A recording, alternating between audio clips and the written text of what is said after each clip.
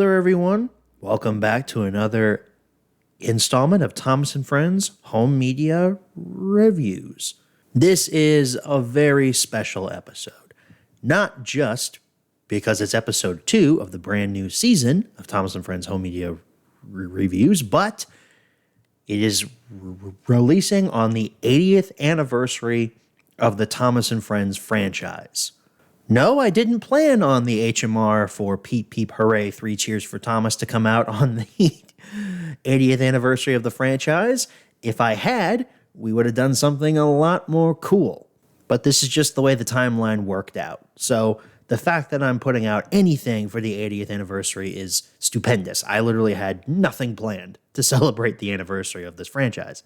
So you can consider this my anniversary video for the Thomas & Friends franchise.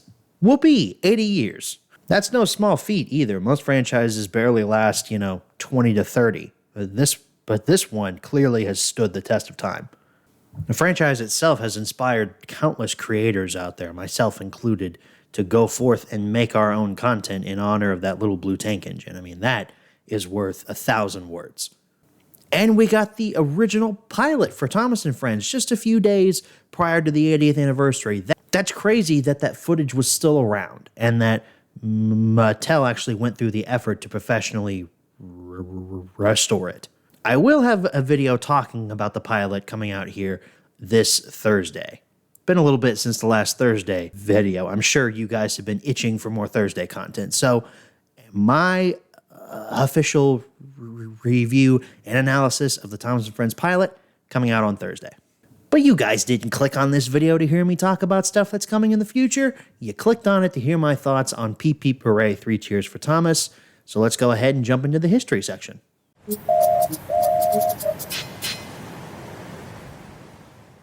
So Peep, Peep, Hurray, 3 Cheers for Thomas first hit VHS and DVD on February 28th, 2005. Hey, this release turned 20 years old back in February. That's pretty awesome. Shared its birthday with the 20th anniversary of Revenge of the Sith as well. Those two don't correlate with one another at all. They have nothing to do with each other. I did mention Revenge of the Sith, which means I have an excuse to talk about my fantastic theater experience. Seeing that on the big screen a few weeks ago was a dream come true. Okay, back to Thomas now. Just like last week with Fogman, I'm surprised that this is old enough to have a VHS. Considering over here in America, the whole format was on its way out in 2005. By 2006, the VHS format was declared legally dead. And I'm sure things weren't any different over in the UK, Ireland, and Australia, because this also came out in Ireland and Australia under the exact same name. 3 years later, in 2008, 3 Cheers for Thomas was released as part of the Ultimate Collection UK box set. This one sounds familiar. I feel like we've talked about this before. So the DVDs that were included are All Aboard with the Steam Team, It's Great to Be an Engine, 3 Cheers for Thomas, Calling All Engines, Tales from the Tracks, Little Engines, Big Days Out. Okay, that's why this sounds familiar. We talked about this a few seasons back. On Track for Adventure, Together on the Tracks, Thomas's Trusty Friends, and Engines and Escapades. On January 9th of 2009, Hit Entertainment released 3 Cheers for Thomas. I'm assuming there's not much different about this DVD. I guess Hit just probably slapped their logo on the front and the spine and the back and the disc. I don't have an exact date with this next release, but it did come out in 2009 as well. This is known as the Triple Pack, and it included All Aboard with the Steam Team, It's Great to Be an Engine, and 3 Cheers for Thomas. Interesting how the poster art is incredibly similar to It's Great to Be an Engine. In fact, they pretty much just reused that exact same picture for that DVD cover, just zoomed it in a little bit. And next up on my list here is the Triple Pack. Again, it was re-released 2 years later in 2011, but now the poster art is different. The image is even more zoomed in. We've cropped out poor James, and now we've added Jeremy for some odd reason up there at the top. This one doesn't look as generic as the first one did, so props to them for actually changing things up for the secondary release of this. I love the trivia section here on the wiki. Jeremy appears on the front cover of the 2011 release, although he does not appear in any of the episodes on any of these DVDs. False advertising at its finest. So I'm looking through the list of stuff here, and as far as England is concerned, the 3 DVD sets the last time 3 Cheers for Thomas was put out on store shelves. We have a bunch of other countries that this came out in, though. This hit shelves in South Africa, Finland, Norway, Sweden, the Czech Republic, all under the same name, 3 Cheers for Thomas. That is so crazy to me to think that this release came out in so many different markets, especially under the exact same name. Of course, us over here in the U.S., we had to change it to Thomas's Sodor Celebration, although that name is a little bit better than Peep, Hurray, 3 Cheers for Thomas. That name's a little long and a bit clunky, in my opinion. Thomas's Sodor Celebration, that's concise. It gets right to the point. It doesn't mess around. So I guess I'm going to go ahead and call the history section here. I was kind of expecting another release for this guy, but they're all from other countries, and we are specifically talking about the ones from the United Kingdom. So with all that being said, that wraps up your history section. Let's move right along to the close-up.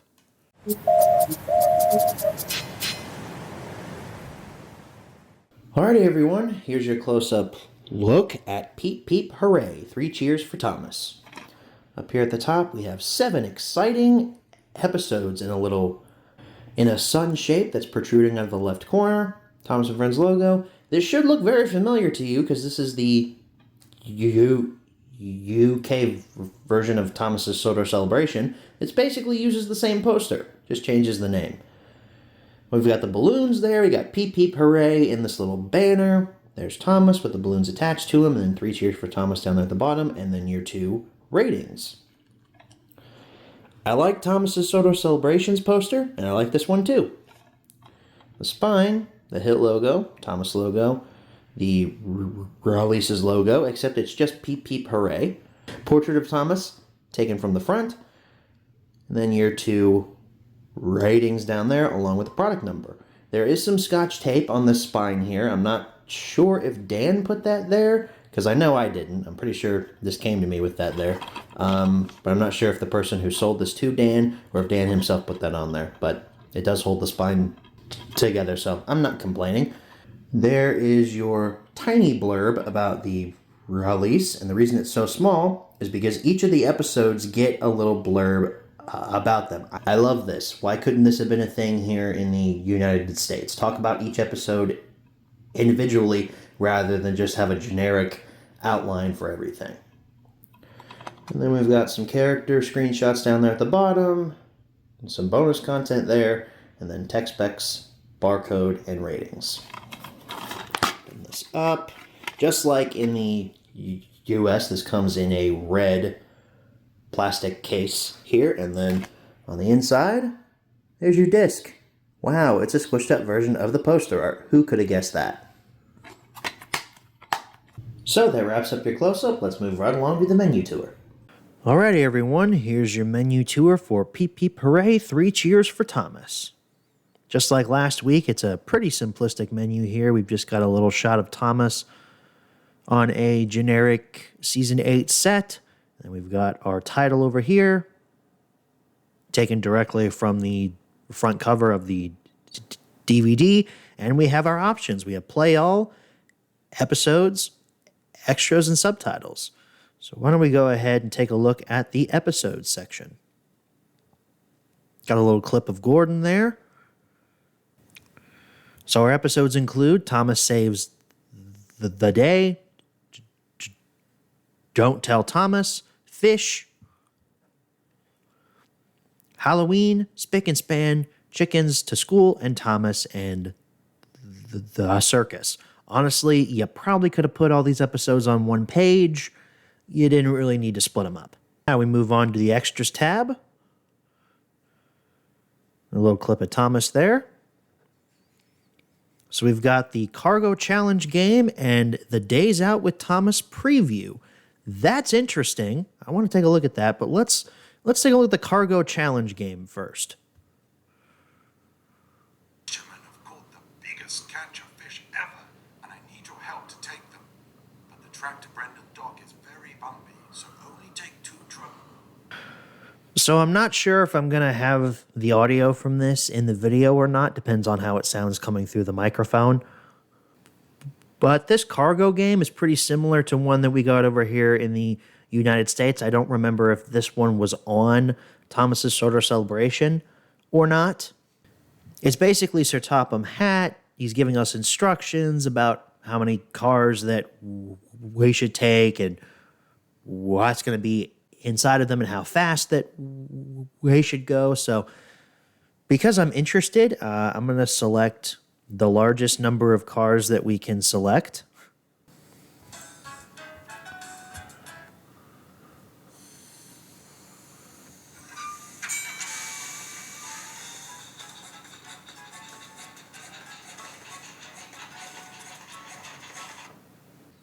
Well, that was a little bit underwhelming. I kind of thought that maybe the little animation of Thomas would like mess up or something or fall off the track, but no, he just kind of puffs off screen and then it just says you didn't make it. So could be because I'm playing this on a computer and not on a actual DVD player, but I just don't really feel that this game is really all that great. I am interested to see what this Days Out with Thomas preview is.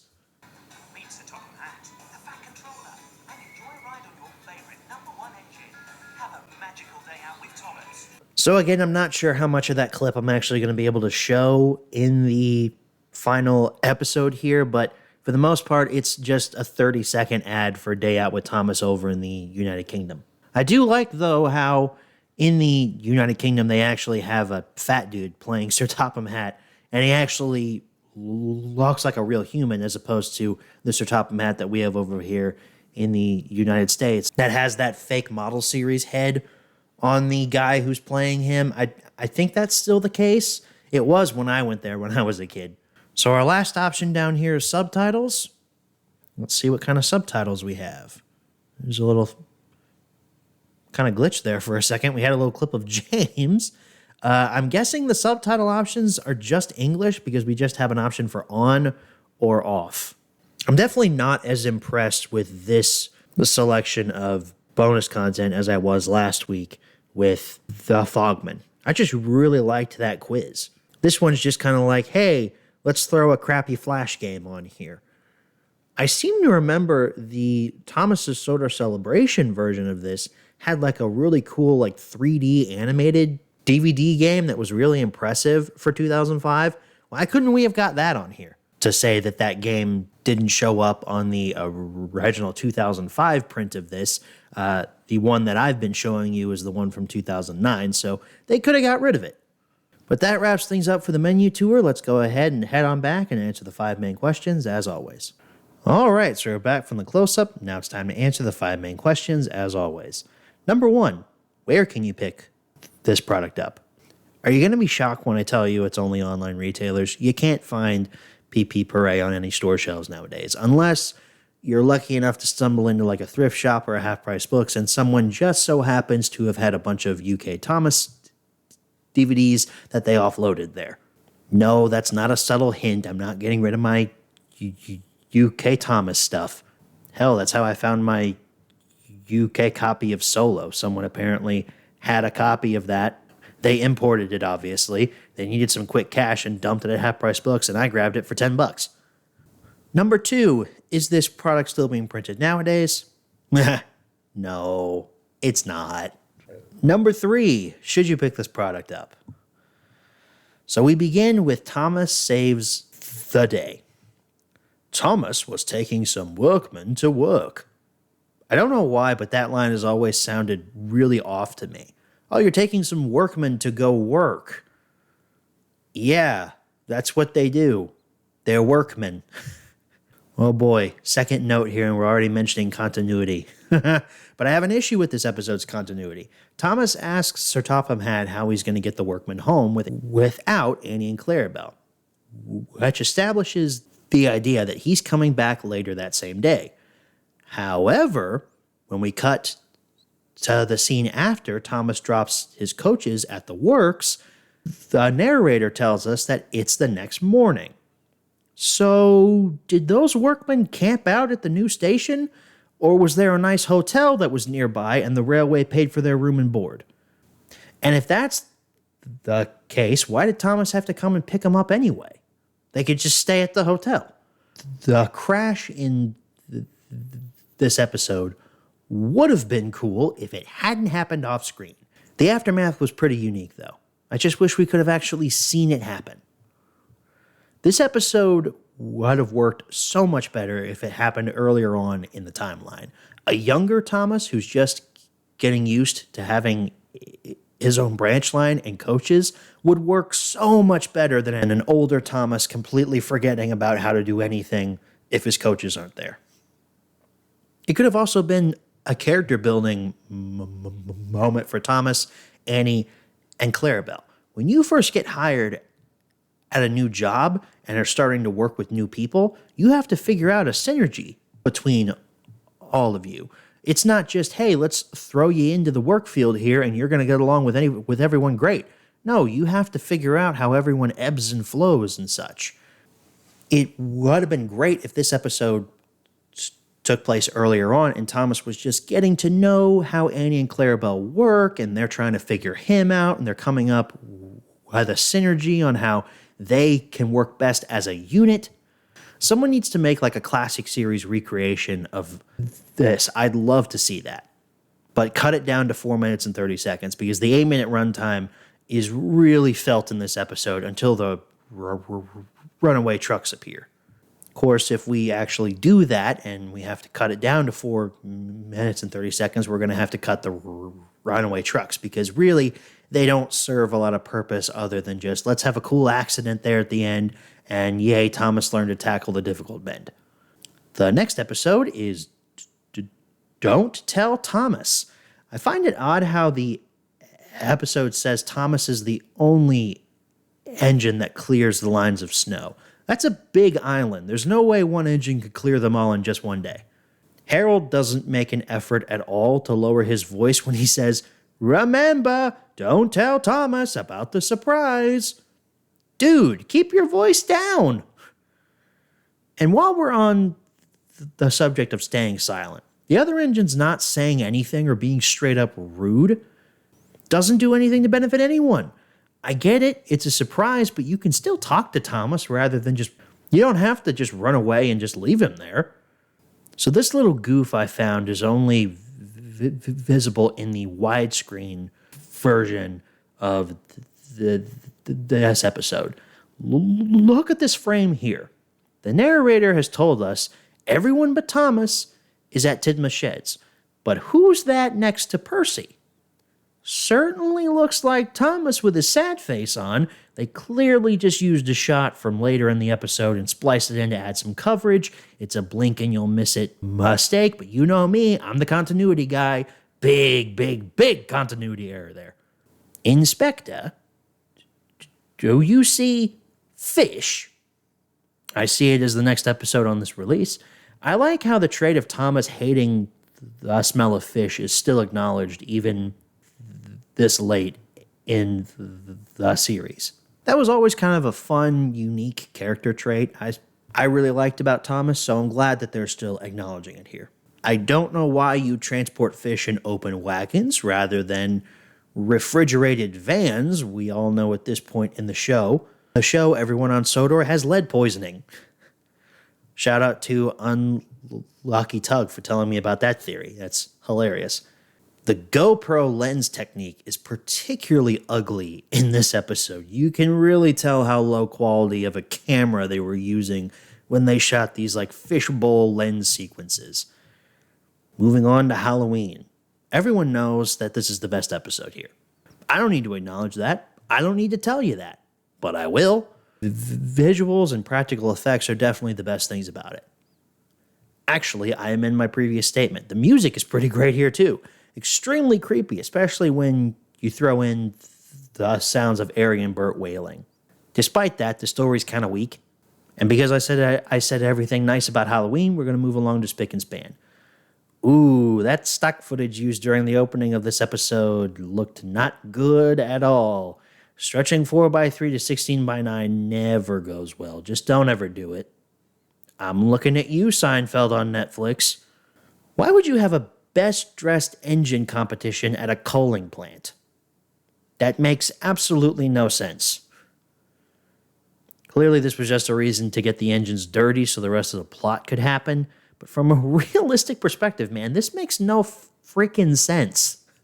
We're going to have the judgment of the best dressed engine competition at the garbage dump. Kind of a nothing episode. First one here I don't have much to say about. I didn't have that much to say about Halloween either, even though I like that episode. These two, though, the stories are just really weak, and I don't have a lot to say about them. Same thing with Chickens to School. I only have one note for this one. I find it hard to feel bad for Thomas here. He is the one who volunteered for that job after pulling an all-nighter. Plus, all the workers at these locations are really stupid. They should know what they ordered and what they should be picking up. Just taking the word of a tired talking tank engine is idiotic. And finally, we move on to Thomas and the circus. The worst episode on this release. Just like the last two, I don't have much to say about it. Standard 3 strikes formula, no fun visuals or anything like that. 3 cheers for Thomas starts off strong, but completely falls apart by the end. The last 3 episodes are just nothing burgers, while the first 4 have at least one thing I liked about them. I really liked Michael and Jealous here, way better than Brandon over here in the US.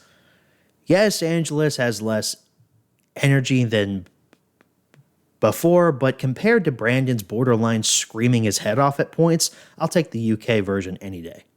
And that's why I'm recommending 3 cheers for Thomas. Not only because most of the episodes here are actually pretty good, and I had something nice to say about 4 out of the 7 of them, but the UK narration here is so much better than the US. If you haven't watched these episodes with the UK dub, you definitely should. And you should pick up Peep, Peep, Hurray, 3 cheers for Thomas. I've kind of been alternating between the titles here in case you haven't noticed. Number 4, where should you pick this product up? Same answers as number 1. And number 5, what price should you pay? This one is pretty much worthless. I don't like saying that because it basically says, oh, there's no value here. There is value here. Like I said, I like the 4 out of the 7 episodes, so that's a recommend, of course. But like the standard release of this isn't anything to write home about. Probably $5 to $10 for that. I don't really know much of anything about the value of the triple packs, though. If it were up to me, I'd probably set the price point at around $20 for those because you're getting 3 DVDs, so that's a pretty good price per disc. The big 10 DVD set, though, I probably value that at around $30 or so. And all these prices I'm giving out are not including shipping because trying to ship anything from outside of the US right now is a total train wreck. Haha, train wreck. Get it? Because this is a show about trains. Everybody laugh. Well, folks, that wraps up your home media review for 3 cheers for Thomas. A release that, like I said, starts off very strong and then completely peters out and falls apart by the end. I liked 4 out of the 7 episodes that are included here. It's just those last 3 that are kind of like, like okay, just not great. And then I go so far as to say, like, yeah, Halloween has some great visuals and the music and the practical effects with the smoke and stuff, but the story is just kind of But hey, I recommended it. I will take that to my grave. Next week's release is one that I know literally nothing about. This one just looked kind of interesting when I was going through my stuff to pick what was going to be covered in this new season, and this one just kind of jumped out to me. I don't know why, but next week we're going to be covering The Spirit of Sodor. I don't know if this is just another US cloned release, but it's under a new name, or if it's entirely new stuff. Thank you all so very much for watching. Watch an episode of Thomas or two a day. It's time to celebrate. This is an appropriate time to celebrate the Thomas and Friends franchise. 80 years old. Crazy that this blue tank engine has stuck around this long. So I say again, thank you for watching. Watch an episode of Thomas. Watch your favorite episode. Watch your least favorite episode. Watch one that you've never seen. And maybe watch one that you absolutely just don't remember at all. I will see you guys next week for The Spirit of Sodor. And if you guys are true fans, I'll actually see you on Thursday for my review of the Thomas and Friends pilot episode. Good night, everybody.